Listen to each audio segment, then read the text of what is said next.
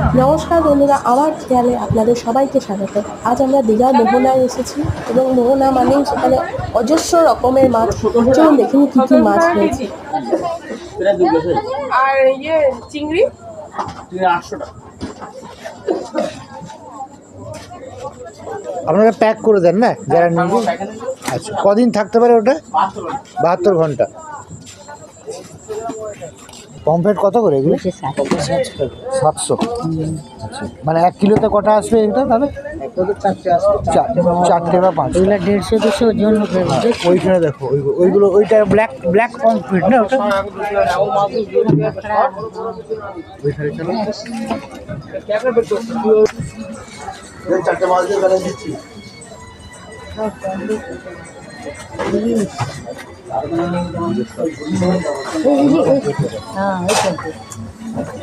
সব দুটো আমাদেরও মাল আসছে।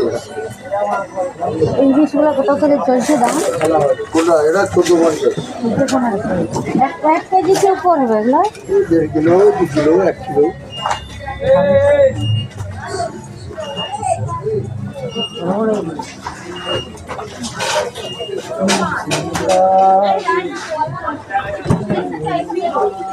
দাদা ওইটা কি মাছ? হ্যাঁ, ব্ল্যাক পমফ্রেট। এত বড় বড় হয়। আর ওই মাছগুলো কি মাছ? ভেটকি ভেটকি পাবদাটা কত? আর এই পাবদার সাইজ দেখো, পাবদা। একটা কম্পোজ করে একটা কেজি। হ্যাঁ, পাবদার পাবদার size সাইজ দেখো, পমফ্রেটের পিছনে এগো পাবদা। আর চিংড়ি না এই গামলার কম্পোজটা হ্যাঁ, একটা একটা বোধ 1 কিলো হবে জন্য কত? চিংড়ি সাইজ দেখো।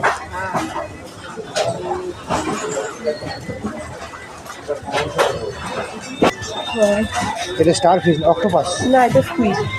স্কুইড। হ্যাঁ, স্কুইডটা সাইজ পমফ্রেট দেখো। একটা ইলিশ 1 কেজি 1500 টাকা দিয়ে দিলে হয়। আবার দিন নিয়ে যাওয়াটা অসুবিধা। নিয়ে যাওয়াটা অসুবিধা। এগুলো ওজনই হবে। না, এটা সব একসাথে কি? ওইটা স্কুইড, ওইটা না এটা অক্টোপাস। ওগুলো octopus।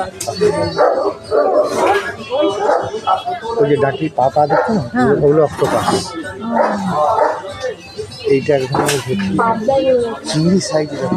বড় বড় পাবদা, চিংড়ি, কাঁকড়া, এইগুলো কি এইগুলো? চিংড়িরই প্রজাতি একটা, এটাকে লবস্টার বলা হয়।